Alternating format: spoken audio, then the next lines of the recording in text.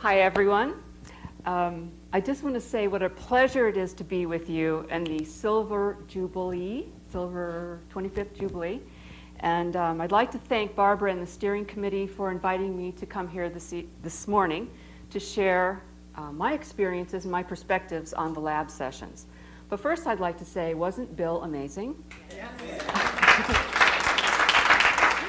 And I am one of the people who's fortunate enough to assist Bill in his 6-day program. I've been doing it for 4 years now. And I've heard a lot of his stories. So in the evenings when we hear his lectures, I hear some of the most amazing gems. And I've heard them over and over. But every time I hear them, it's like I haven't heard them before. It's, you know, how that is with truth. When you've read a great book of truth or you've heard a truthful story. And I seem to be one of these people who needs to be reminded a lot of truth in this physical reality. So I think it's interesting that Bill told us to let go of our boxes, and what I'm going to be doing today is to take you back into a box. However, it's okay, because the deeper in we go, the bigger it gets, right? So there's no limit to the inner experiences that we're going to have in the box. Last night, Scooter mentioned that we've had a number of people come through the Institute, through our programs, who are kind of famous and well-known. We usually don't advertise that, and we like to keep confidentiality here. But sometimes people come through, and they leave some reporting, sometimes songs, sometimes poems about their experiences. And I have a song that I'd like to open the session with that is relevant to the Booth experience. And I have permission to share this from the artist, and I think it's going to help set the tone for what we're going to experience in our next talk. So, Brian, would you be so kind as to play the song? Okay.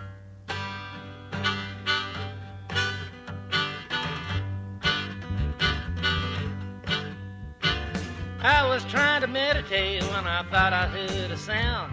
There was someone at the door, and they started to pound. So I got up to look to see who it could be. It was Shirley and Skip. They had come for me. They said they needed someone to put in the black box. I had been recruited, so I put on my socks. Well, 10 minutes later, I had wires on my head. I was flat on my back and on a waterbed. They gave me a headset and a pair of ultrasounds. Then they closed the door and left me, and then I heard some tones. And the next thing I know, I'm in a big celestial space. There's an old man with a white beard and a smile on his face. I had been selected out of all the folks on earth to be given the insights of life and death and birth. I alone would receive wisdom from on high. I'd become a Superman, I'd be able to fly. I'd have superhuman strength and X-ray vision too. I said, you gotta do what you want me to do. You must save the planet or it will self-destruct. There's too much insanity, people are running amok. You must restore order and peace to all mankind. You're the only one, and we're in a bind. And if you pull it off, we've got something else for you. 1,000 gorgeous women, and they've got the hots for you.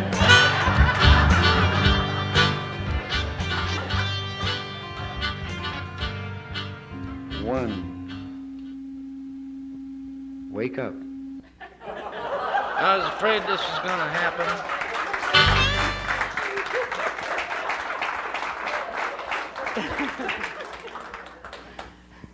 Well, who do you think that was?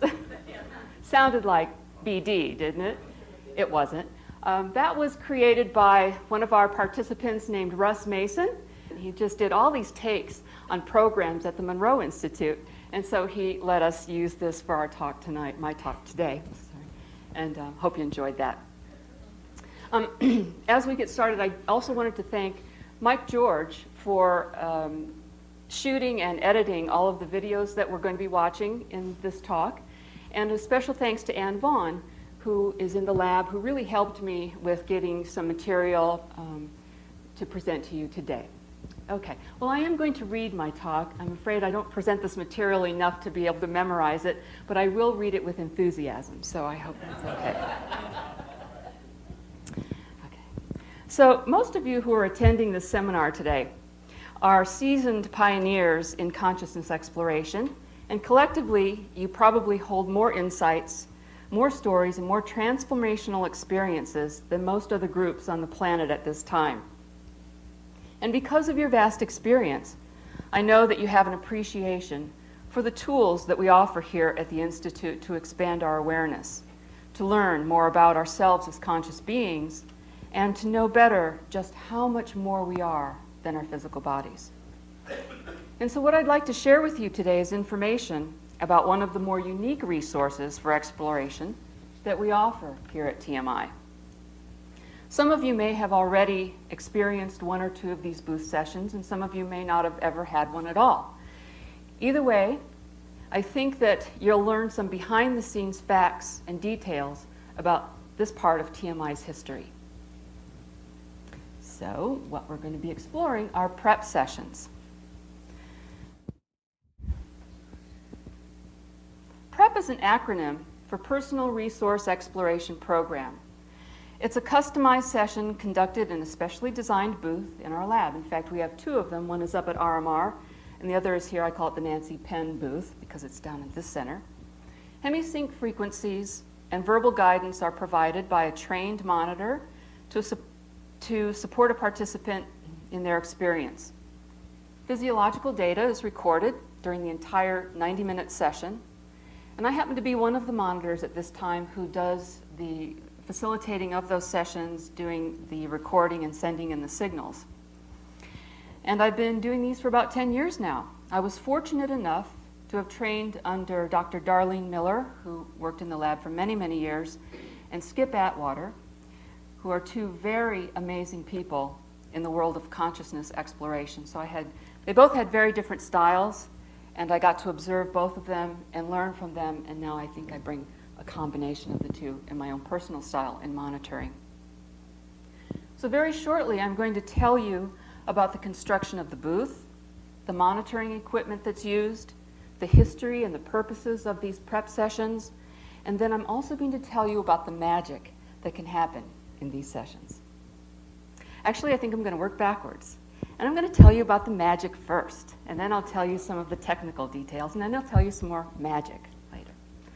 I'd like to start by telling you about my own very first prep session that took place in the Guidelines program in 1997, so that you'll understand how my love affair with the booth began. Here's the setting. I'm in the booth. Guidelines. As I settled onto the waterbed in complete darkness and utter silence, I rapidly surrendered into a journey of sensory quieting. My body and my mind moved into the deepest relaxation, to the point where my body seemed to dissolve. Yet I was aware of being pure consciousness, and this was even before any hemisync signals came in. As the hemisync signals gently came in, I relaxed even more deeply. Time was gone. Place was gone. And then the waves of energy started to roll through me. My energy body swelled, undulated. My heart raced. Who and what was I? I was energy. I was pure consciousness. And before I knew it, the cubicle inside was lit in some otherworldly way. My eyes were not open, but I could see beyond the walls. Then shockingly, I felt and saw my feet lifting out of my body. I could hear a crackling sound like Velcro stripping apart. And I could feel an energy sensation as my legs and hips and pelvis and torso continued to lift out before my eyes and away from my body. It was extraordinary. My God, I realized that I was watching my energy body separate from my physical body. Real time, 17 minutes into the session, so we were looking at clock time. It was my first much longed for conscious OBE, but that's not all that happened. the light show started again. Pulsations, almost as if a communication system with light was talking to me. And gently, lovingly, an electric blue energy, a being of pure love, came next to me, vibrating the purest love I had ever known. It merged with my energy body. It was a blending of heaven and earth, and I was forever changed by that vibrational exchange. Within 3 months, I went on to study at the Barbara Brennan School of Energy Healing, and I continued in my programs here at Monroe. And I also became a faculty member there. And not only that, but for a year after that, I continued to do paintings of this blue being, these blue energies. It really, really opened something up in my own artwork. And so that opened up connections with this group of beings called the Corn Women, who taught me many things in my expanded states. And then 17 years later, the blue energy still continues in my paintings, and this is what they look like now. Those were 17 years ago, but the blue energy still seems to be there.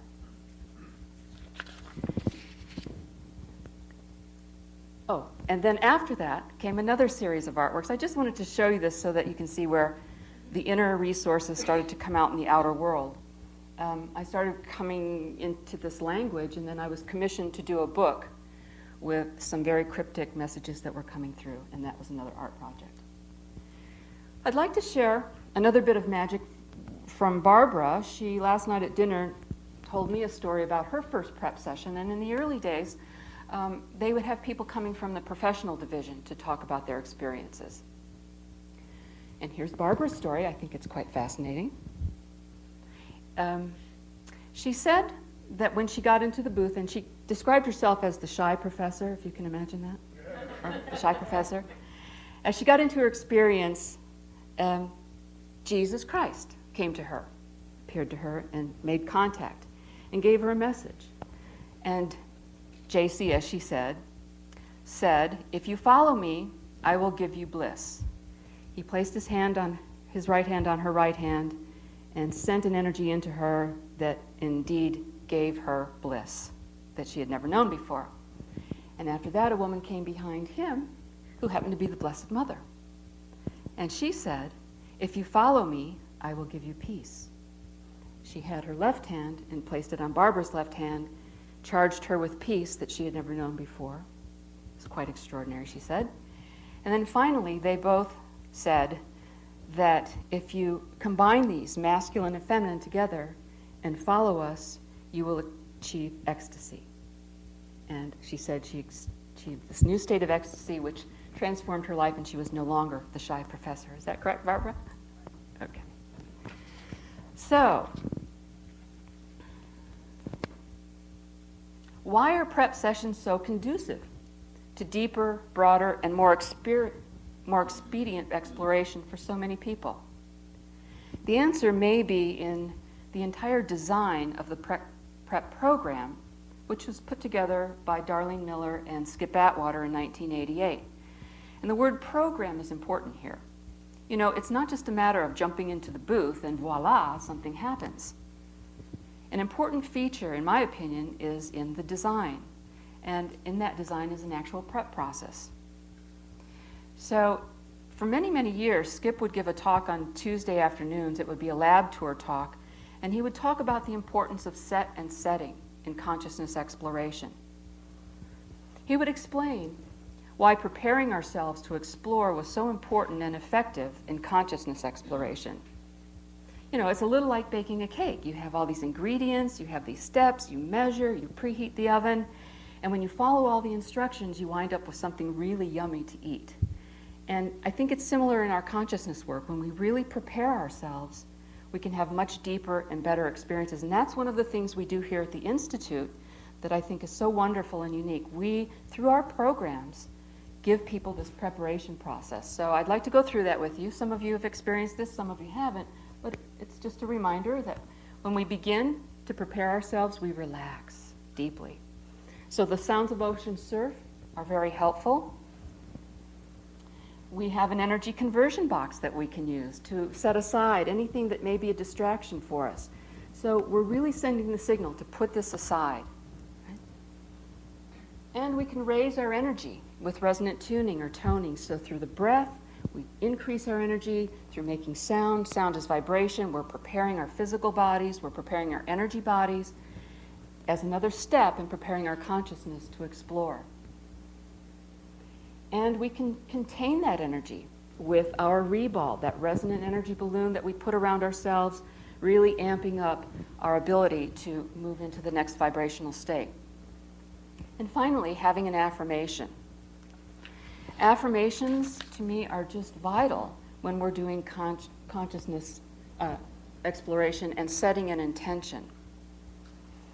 I think of it as, when you're shooting an arrow, right?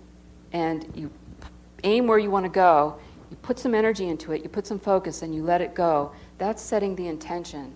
And you can always let things go at the end, but it's good to start with something. Okay, so that's the set.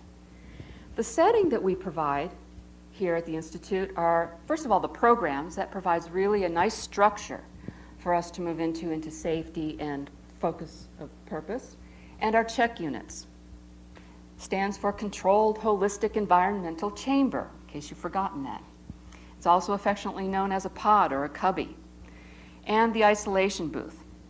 Actually, these both create ideal settings. These chambers are designed to eliminate outside stimuli and keep the physical sensory input to a minimum, allowing the focus to be on the inner resources that we have of stimulation.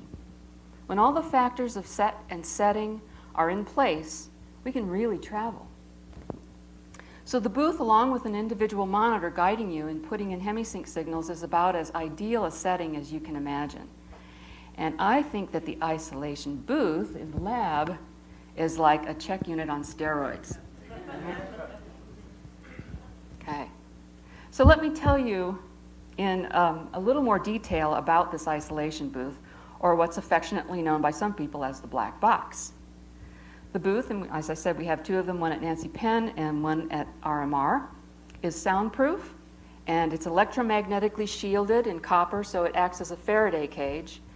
And such an enclosure blocks external static and non-static electrical fields by channeling electricity through the mesh or the copper that's around there. And this provides a constant voltage on all sides of the enclosure, and that prevents any currents from flowing on the inside. Okay, there's our booth again. The dimensions of the space of these booths are based on practicality. According to AJ, who built the booth up at RMR, it is dimensionally appropriate to the lumber that was at hand. So basically, we're working with multiples of 8, 16, and we want to ensure that there's enough space to house the bed and a monitor getting in and out, and a little table for equipment. So you can see there's nothing really esoteric about the dimensions of the booth. Inside is a waterbed, and that used to be, and it is set at body temperature. And we used to put about 300 pounds of salt in the water so that the body would be really, really buoyant.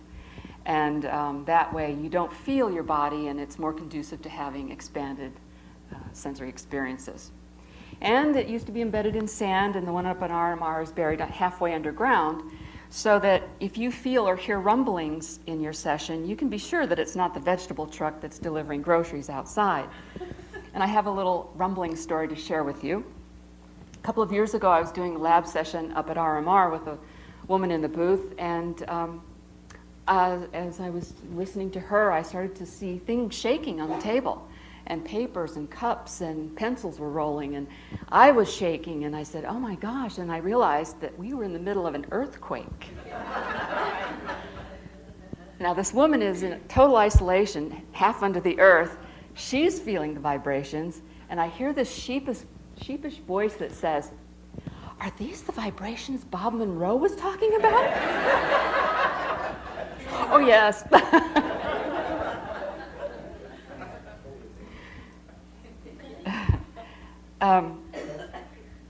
There's also soft lighting available. You can be in total darkness if you want. There's a microphone with which you use to connect with your monitor. And there are two types of sound delivery that we use in the booth now. One are traditional headphones, and the other is a lucite dome that Skip brought in a number of years ago. It's made by Brown Innovations, The dome basically frees listeners to listen to your HemiSync or whatever you're listening to without headphones. It still has stereophonic separation, so you're getting the HemiSync beat. Some people like the freedom of having the dome without the headphones on. It's your choice. I tell people to have fun with it and explore. You can also have a full body listening experience. Okay, so that's a pretty impressive setting, I think. Oh, this is the lab. We newly renovated that this year, and you can see the perky little monitor on the bottom there. You get your free monitor with your session, and Angie and Mike did a really nice job spoofing that up. This is our lab up at RMR. You can see that the booth is slightly different, but you do get to see that there's copper lining all sides.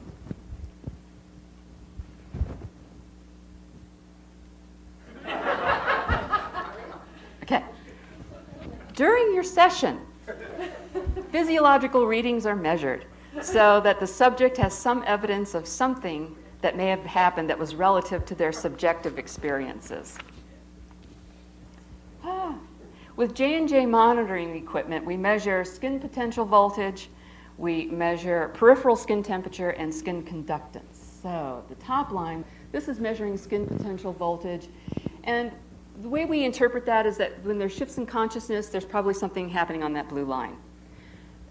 When the body changes polarity, we find that interesting as monitors. Bob had said that sometimes when this happens, it may be indicating an aha moment, it may be indicating an out-of-body experience when we shift from a negative to a positive or positive to negative, but you can still have these experiences without having a polarity shift. Okay. Skin temperature levels tells us about relaxation levels, and sometimes the warmer we get, that's indicating that the capillaries are opening, blood's flowing, and that can also be indicating different brainwave states. And if we're warm enough, sometimes theta is far more present.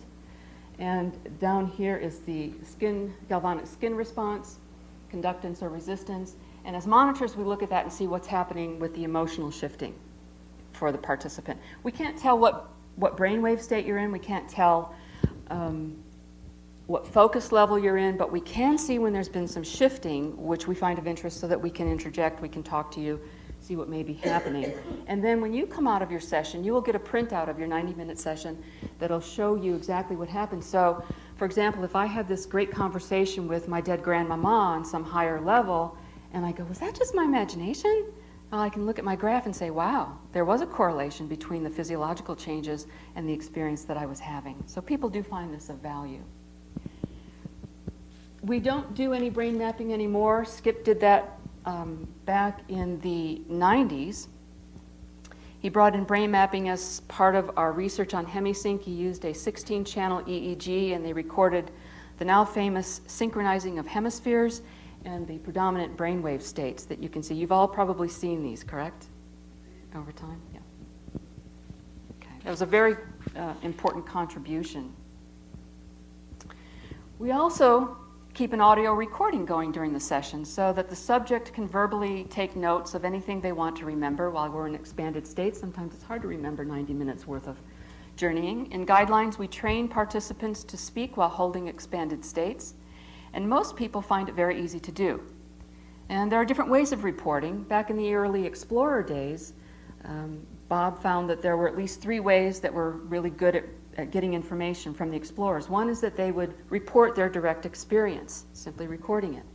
Another way was to engage in a conversation with an intelligence and to report what you were hearing or learning. The third way was to let an intelligence use your vocal cords, which is now called channeling.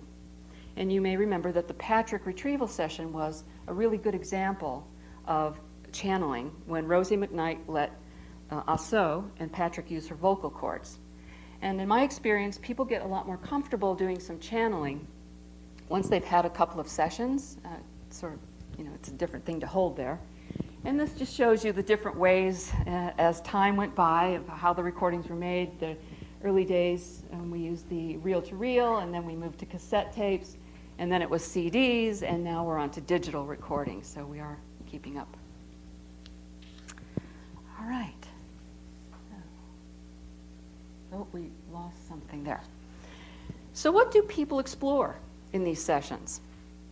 Well, there's different ways to approach consciousness exploration, and at times the most important attitude to take is not to expect anything, but to simply allow experiences to happen, to really surrender into the unknown.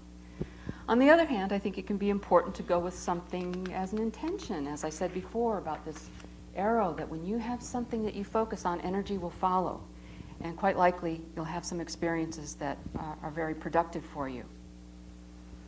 I tell people to keep all of their perceptual channels open, higher hearing, vibrations, direct knowing, because the booth is so quiet that it's easier to pick up on subtle micro shifts, subtle energy changes, and then when you can open up into those, you can follow a new trail and open up into a whole new direction. And I think one really valuable area to explore are the focus levels. You can have a very deep experience. You can take a leisurely trek through the focus levels, finding out what you'd like to know, getting a better taste for them. So some of the questions people take in are, who or what am I?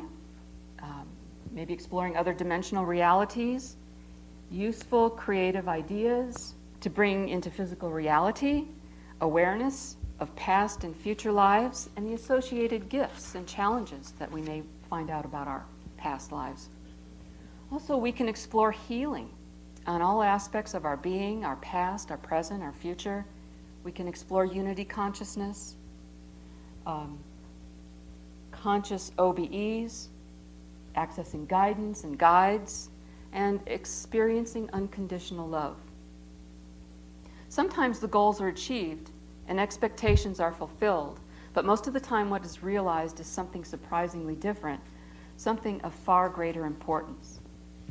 So here's an example I'd like to read from a person who went through our booth. And here's what he says.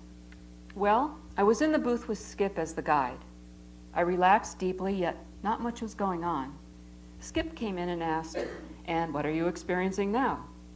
In response to his question, I searched my consciousness and seemed to pick out a subtle thought of my mother.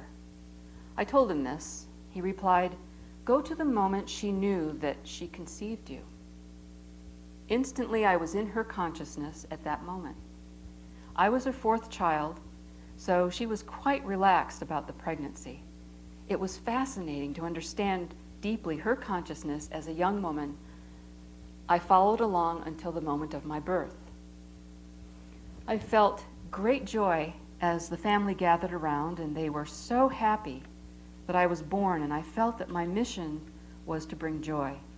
Even though I could not see or understand speech, I could clearly feel their emotional states and understand their thoughts. I also had the perception of knowing everything, and that it was all more than good, a beautifully elegant plan.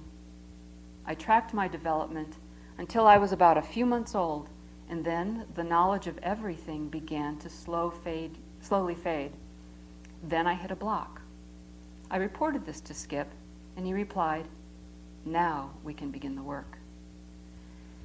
And we went through the block into understanding more about my purpose in coming into incarnation, what was involved, and why I picked up the trait of depression early in life. It was very enlightening and a useful session to me. And by the way, I could not say what I knew when I knew everything, just that in that state, I knew that everything in the universe was operating with wonderful elegance.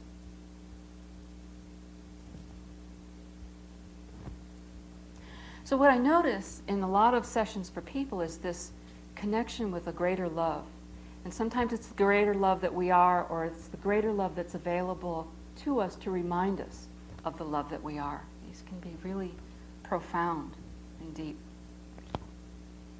So here's a picture of Bob, the lab monitor extraordinaire. I think he looks like a techno shaman here, doesn't he? Yeah. And Bob, of course, with his desire to explore and to know whatever could be known, carved a path for the rest of us to find out about infinite realms for ourselves. And so there were a lot of monitors that have come through the Institute over the years. Last night, Scooter talked a little bit about people who were here. And after the lab moved here from Whistlefield, I believe it was over in the Nancy Penn Center. And you know, if you've been in the conference room, you can see this little window that's sort of closed up in the conference room in the paneling. And the booth used to be on the other side in those check units, and that's where the wires went through to connect the monitor to the wires in the booth in Nancy Penn. The lab was finally built probably in the early 80s, and Rita and her husband Martin Warren were brought in to work with Bob, and they really were in charge of the lab at that time, working with the explorers, helping put all this together, and that's Rita and Martin at the top there. And then in 1988, Skip and Darlene Miller, you can see Dar here and Dar down there, and a young Skip over there at the controls, really setting this program in place. And Dar and Skip actually did this for another 30 years. There have been many monitors over the years at TMI, and currently Mike George and I are the two who are doing the work. And I think it's interesting that we're both professional artists. Like, how on earth did we wind up working in a science lab? And I think it's because really this kind of work is about holding safe and caring space for people, and we really need to be intuitive as well. And we have to be somewhat facile with computers. So all those things give us the qualifications, I guess, to do some monitoring here. And I think it's also because we live close. So I live about 7 miles away. Mike lives close as well, and so we are available to serve. You know, I said Bob was a techno shaman, and I really think that's true. And there are a couple of other titles that I think about in doing this work, and one is being a midwife of the spirit. When you're assisting someone, even as a facilitator, an outreach facilitator, residential facilitator, whatever we're doing here in life, we are assisting the birth of the soul and people's experiences, and it's quite an honor. So, many of you know Mike George as the TMI van driver, but he really has many talents. He's TMI's official videographer and tech assistant. He's a professional artist and has contributed his cartoons to TMI's publications for many, many years. So I doubt that many of you knew he was a lab monitor here. So I'd like to show you a video of Mike sharing his experience in the lab. Well, I first came to the lab in 1985, the spring of '85, working with Rita Warren, who was running the lab at that time. This was a period after Bob and his Explorer program, which ran from the 70s all up until just before this point. The lab was just newly finished. The one that they have now was newly finished by Dave Wallace, and they were running their first series of experiments there. And so it was all volunteer at the time, and so someone with my background, which was nothing related to this, was able to walk in and volunteer. And so I worked in the lab. The series of experiments ran 2 years before it changed into something else. So I worked in the lab when it was experimental. And what do you mean by experimental? Well, the lab was set up at that time, or even before that, where it was for the Institute's benefit, the information, and how we went about running the sessions. In those days, I, or the monitor, whoever that person may be, we had a series of monitors, but the monitor was in charge of the session, and they would ask specific questions. Bob sometimes wanted particular information, and he would bring us those questions that we were to ask. And so it was all run like that we were in charge of the session, as opposed to the prep sessions where the participant is in charge of the session and I'm just the facilitator for their process. Mm-hmm. Interesting. And when did the brain mapping come in? Okay, the brain mapping came in after the first after the 2-year period that Rita Warren was working. The lab closed down at that time. They did this process where they pulled in people from the professional division and got people who really said, okay, what do we want to do next in the lab? And at that particular time, the brain mapping equipment was brand new on the market because PCs were just fast enough to do it real time, and we're talking a 286 was the machine that was, the big machine there. And so really the lab was closed down for about a year and a half because they would get a board in that wouldn't fit in the computer and they'd have to send it back and this other stuff. So Skip Atwater was in charge of the brain mapping stuff because he's got that techie background to himself, and he knew, how to do that. At this particular time, while they were waiting for this, they started the prep sessions because it was very obvious to everybody who was in the lab that the process of people going into the booth and going through these processes of going into altered states or expanded states of consciousness and being with a monitor one-on-one during this process really helped in the individual's growth. Mm-hmm. And so they saw the potential there to offer it to other people not in a lab setting. It's really interesting to hear, the background history of how it all developed.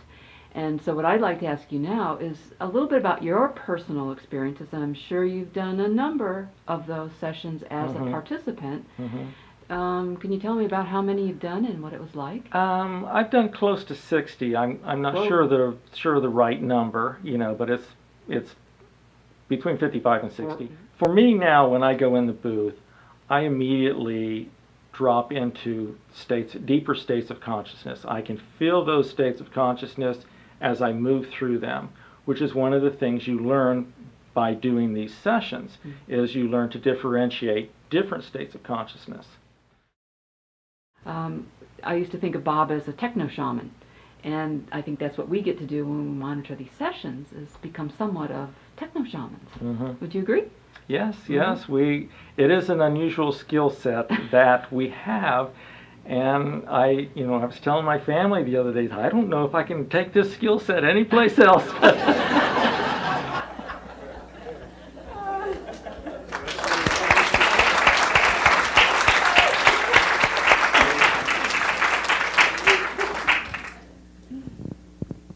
So there you have Mike. Wow, 60 sessions. I think that qualifies you definitely to help others in consciousness exploration. That's really amazing. So now I'd like to share some more of the magic stories that have happened in these sessions. And there are thousands of life-changing experiences that we've heard about. I've selected a few that I have permission to share with you. And one is from a friend named Bruce, and he wrote to me and he said, "My prep session at the Monroe Institute lifted me into a direct perception of energy fields. I was immediately aware that all energy was one, expressed in a myriad of interesting and unique ways. What I had previously only read about and guessed at intuitively was a direct perception, as natural as sitting in nature or talking to a friend. I left my session with an absolute assurance that each of us are distinct and unique waves of vibrational energy. Since that time, I've had more energy, more confidence, and more assurance that I am on the life path most suitable to me. I can honestly say that life began for me during my prep session. I left the old life behind forever." And this is from another friend named Jim. He wrote, "Having been fortunate enough to participate over the period from 1998 to 2013 in 10 or so prep sessions at the Monroe Institute, there are two primary aspects which entice me to signing up when attending a residential program. One is the opportunity to meet with others who are part of my I There, and to join them in adventures in the focus levels. While I have a group of several regulars who work with me, I have also had some wonderful personal interactions with other aspects of myself in special situations. And secondly, the opportunity for special tutors or instructors to guide me on tours of the focus levels. During such experiences, there often is a dominant theme to a given prep session. Every prep session contains some unexpected event or meeting. And so what I'd like to do now is show you one more video of another explorer, our dear friend Frank DeMarco. And Frank was the co-founder of Hampton Roads Publishing Company, and he was the chief editor there for 16 years. His connection to the Institute goes back to 1998 when he and Bob Friedman came up here to meet Bob and Joe and Scooter and Eleanor Freed. He did a gateway in 1992 and several programs in the years following. His nonfiction book, Muddy Tracks, which some of you may have read, centers on the 4 Monroe programs that he did come here and take. But all of his 7 books center on his own psychic explorations, including Babe in the Woods, which is set in a place kind of like this place. And the other book, The Sphere and Hologram, consists of transcripts of Rita's questions and the guys upstairs answers in 22 different booth sessions. So what you're going to hear now is Frank talking about his 10 booth sessions with Skip in the early days and where he made contact with his guys upstairs, not guides upstairs, guys upstairs. So here we have Frank. What it was that motivated you to even start doing prep sessions? Okay. Well, when I did Guidelines back in '93, that really was a very successful program, and the end of it, the last day, was the prep session. And it was wonderful because that was the first time what I call the guys upstairs, who I had been talking to for several years. It was the first time I let them use my voice so that I'd have it on tape. And that was like a breakthrough. Mm-hmm. But then the second thing was I moved on to the new land in '98. And after I had been there a while, I sent an email to Skip Atwater, who was then running the lab, as you know. And I said, I'm here on the new land. So Skip said, well, why don't you buy a package of 10 prep sessions, and we'll do it once a week. And we did that in the fall of 2000, and that was fabulous. As the sessions went on, how did you find they helped you? It was interesting because, of course, Skip's done thousands of these things, so he knew what to expect, but I did not. After a few sessions, once the novelty of it has worn off, and once you know what to expect and what the drill is, you also learn some techniques, what works and what doesn't work. So by the time of the 10th session, it really was, it's just as familiar as it could be. Were there any breakthrough points for you during those sessions? I don't know that there were dramatic breakthroughs that could be noticed at the time. The dramatic difference was between the beginning and the ending.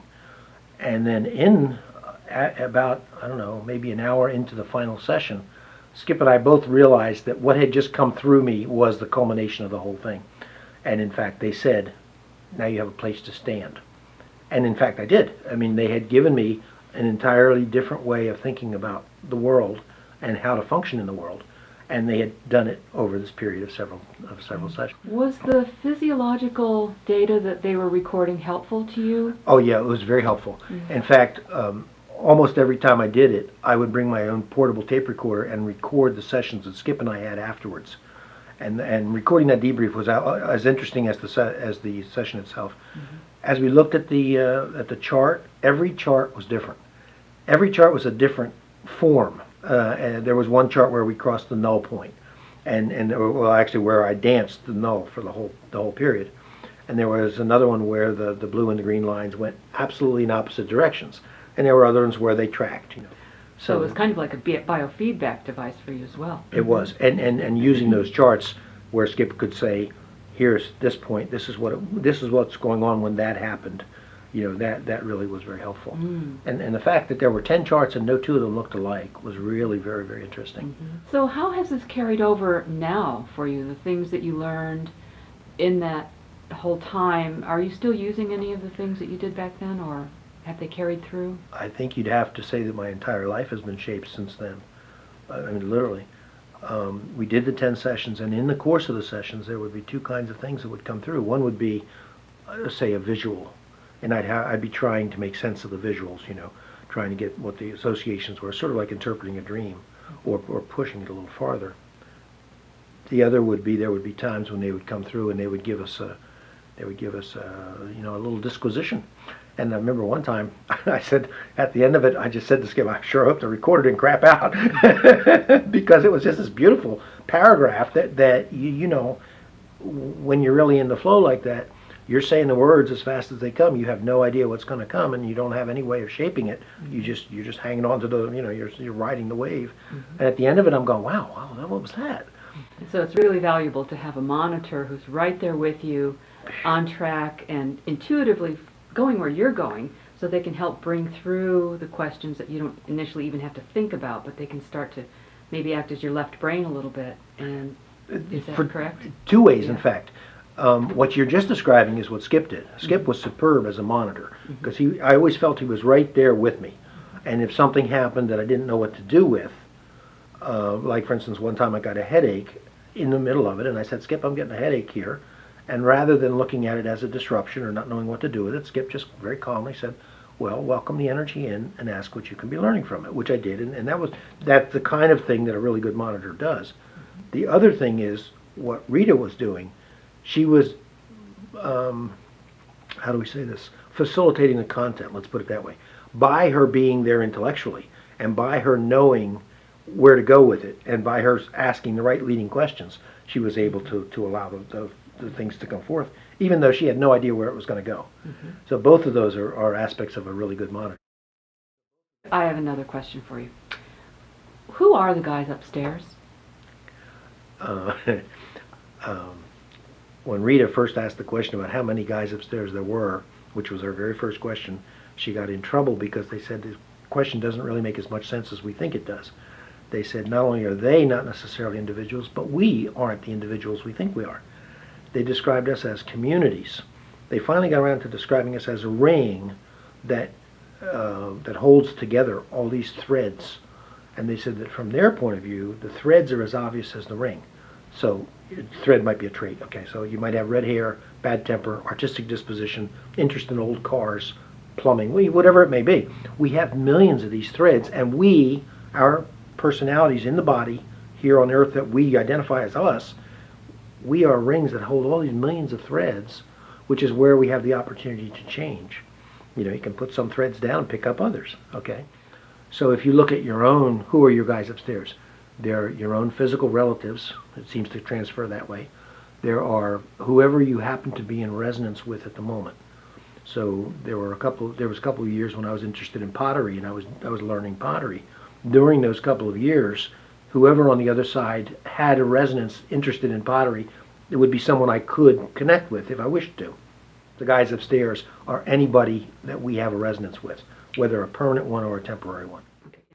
What do you tell people about what they can do? Everything I learned tells me that anybody can do this who's interested in doing it. The stuff that I've done is, I remember Bob Monroe saying this, and at the time I thought he was just being modest. And I realize now he was just making a flat statement. He said, well, people say I can do this and that and the other. He says, but I think of myself as a person who moved from here to here.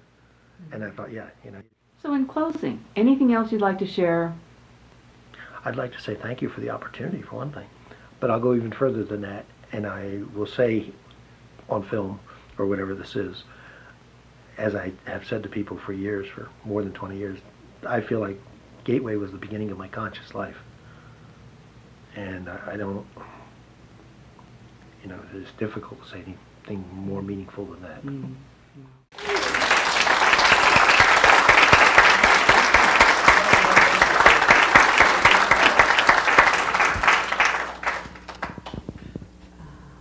Thank you, Frank. It's just really heartwarming. Thank you so much. One of the things Frank talked about, which were those colored strings, I've always thought about those. I took a program here called Timeline. And during that program, I got the vision of my grandmother when she used to do needlepoint. And when I was a little girl, I would be at the height where I could look under the hoop, and I would just see these tangled knots of colored threads. And I thought, that's kind of how I've been viewing my life, these little snippets and tangled things that don't make any sense.